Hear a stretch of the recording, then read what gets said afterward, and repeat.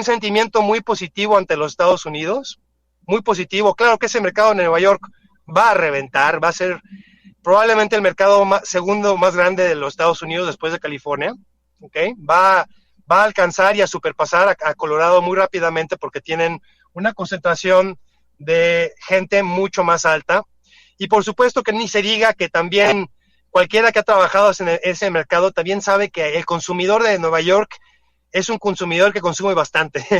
Como en Toronto, claro, tú sabrás, claro, Rafael, claro, sí, que hay mucho consumo de cannabis en esa cultura, ¿ok? es correcto. Entonces, va a ser, mira, yo como lo veo bien cómo están utilizando sus taxes, me gusta cómo lo designan en parte a ayudar a comunidades que están fuera de ventaja, o sea, comunidades que van a ser gente, o sea, de background latinoamericano, africanoamericano, van a ser gente que requiere ayuda. Y te voy a decir algo, allá, como te digo, las leyes tienen un valor, es lo que le quiero hacer entender a la gente en Latinoamérica. En Canadá y en los Estados Unidos también tienen muchos problemas sus gobiernos, pero cuando se escribe algo resulta de lo que se ha escrito. Nuestro problema en Latinoamérica es que no importa, mira, los primeros lo escribimos mal, primero, para empezar. Y luego en el mundo real, en la forma en la que lo aplicamos, está escrito para que se aplique a beneficio de la gente adinerada, ya sean foráneos o ya sean nacionales. Okay. Entonces, Adolfo, no quiero que me agotes esa parte porque ya la vamos a abordar, pero no, por favor ponle pausa a esa idea porque quiero explorar un poquito para que mis escuchas conozcan un poquito más de ti, de forma personal. ¿Dónde y en qué momento de tu vida te encuentras con el cannabis? Ya mencionaste algo al inicio de la conversación, pero ¿en qué momento te encuentras y decides, bueno, voy a seguir esta ruta? Mira, yo trabajé como arqueólogo, estudié como arqueólogo y trabajé como arqueólogo para el INAH y para la Universidad de Tulane hasta el año 2000, ¿qué fue? 2014, creo. Disculpa, 2004.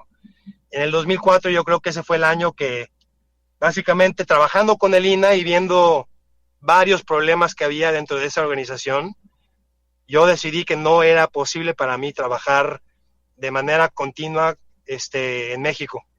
Entonces, en ese momento fue cuando básicamente regresé y me uní a lo que era en ese tiempo un movimiento que le decimos civil disobedience, o sea, ¿cómo se dice eso en español, Rafael? ¿Cómo le decimos? Sería como desobediencia ciudadana. Sí, desobediencia.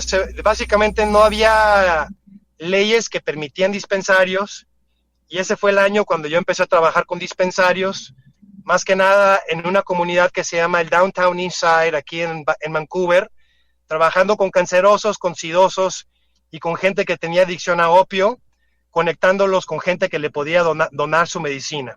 Entonces eso fue lo que empecé a hacer yo 2004. Ya para ese entonces yo ya había trabajado bastante de activista en UBC, donde teníamos un club que se llamaba el Cannabis Culture Club, que era uno de los primeros que la universidad se puso detrás de ellos y nos dio clases para empezar a enseñar cosas básicas como consumo consciente, como cómo crecer tu planta sin que se te queme tu casa, cosas de esa naturaleza. Claro. Sin que explote. Sí, exactamente. Entonces, sí, yo desde el principio de los años 2000, básicamente fue cuando empecé full time a hacer este trabajo. Ok, Adolfo, hablemos un poco sobre los aspectos generales de la industria y cómo tú la concibes. El cannabis obviamente tiene muchas áreas en las que ha sido disruptiva y le está dando muchas vueltas al mercado precisamente por todas las variantes que tiene, por el nacimiento, digamos, global de esta industria. Si tuvieras que mencionar una de los aspectos más, digamos, más complejos o una de las diferencias más importantes entre cualquier industria tradicional, por ejemplo, el tema del tabaco, del alcohol, ¿cuál sería para ti esa diferencia importante? Pues mira que si estás en tech o si estás en, digamos, hacer crecer jitomates, digamos, ¿ok? No vas a requerir el mismo nivel de especialización que requieres para el cannabis. El cannabis es como el café, es como el vino. La gente que piensa que puede, por ejemplo, venir del mundo de marketing y utilizar exactamente las mismas herramientas que se utiliza para vender un producto normal en esta industria, no va a funcionar. Tienes que empezar, por ejemplo, mucha gente me dice, Adolfo, yo no tengo que saber nada del cannabis, yo nada más tengo que entender a mi consumidor. Entonces yo voy a poder crear el mejor producto para ellos. Yo le digo a la gente que si estás haciendo botones, sí. Si estás haciendo un programa que tiene que mantener su atención y proveerles exactamente lo que el cliente quiere, sí. Pero el cannabis es como el vino. El mejor vino del mundo nunca ha sido creado a base de market data alone.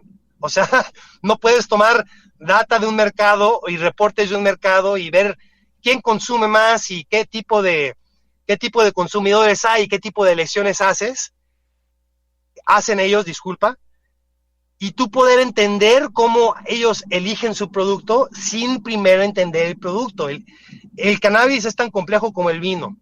Hay miles de cepas diferentes, miles de regiones diferentes que lo producen, y el que quiere saber cómo hacerle llegar un producto único, un producto que pues el público que de veras quiere, no puedes nada más seguir como lo haces en el resto de las industrias, donde en el resto de las industrias entras, ves dónde está el dinero, dónde están las cifras y sigues las cifras. En esta industria no es exactamente igual. Tienes que entrar con pasión por la planta, tienes que entrar con conocimiento de la planta para poder saber dónde buscar, porque los datos y las cifras son tan amplias. El market data, como le dicen aquí en Canadá, es tan amplio y hay tanto de lo que uno puede seleccionar para proveerle al público, que sin tener una fundación así bien establecida, en términos de un entendimiento de qué tipo de cepa rinde, qué tipo de sabor le ha ido bien en qué mercado. Por ejemplo, hay cepas que les ha ido muy bien en Europa, pero aquí en Norteamérica, pues nadie les pone atención, nadie ni las voltea a ver, porque el tipo de apreciación que tiene el consumidor aquí en Norteamérica es uno muy específico, que nada más el especialista del producto lo va a entender. Entonces yo siempre le digo a todos los que quieren entrar en esta industria, que quieren saber qué hay de diferente aquí, siempre les recuerdo, aquí no estamos vendiendo cacahuates, ni jitomates, no es nada de eso. Es un producto ultra especializado que requiere un directivo, o sea, gente a la directiva de la compañía que tiene respeto por esa planta, por la cultura que está alrededor de la planta y que sabe cómo atajar el concepto de, pues, como dicen las compañías nuevas, ¿dónde empiezo, Adolfo? ¿Qué tipo de producto hago? ¿Qué tipo de cepa escojo? ¿Qué tipo de tierra escojo para que sea esa cepa? Les digo, señores, todo tiene que empezar de tu conocimiento localizado, de una cepa específica para tu lugar, de donde tú eres. No tomes una cepa que le gustan a los gringos y crécela ahí en México porque algún gringo de marketing te dijo que eso iba a vender bien. No lo escuches a ese señor. Lo que tiene que hacer uno es educarse como punto de atajo. No empieces a trabajar sin educarte y sin tener pasión y conexión con la cultura de consumidor que lleva ahí cientos de años, no es nuevo. En México lleva ahí cientos de años, tenemos preferencias por cierto tipo de planta que lleva ahí mucho rato. La lima limón mi papá la lleva fumando desde el 1980, hombre. O sea, no es nueva, esa ya lleva ahí mucho tiempo y qué bien crece en México, pero eso uno no lo sabe si nada más se educa con un degree de business y con un degree de marketing y no tiene ningún concepto de lo que es la mota en sí, que es el cannabis. Entonces, eso es lo más importante, es como el café y como el vino. Si quieres saber cuál es la compañía que va a ganar esta carrera, las compañías del futuro, tú nada más fíjate en las compañías del cannabis que actúan como una compañía altamente especializada, como lo es una compañía de vino o de café. Las mejores del mundo, por supuesto. Interesante.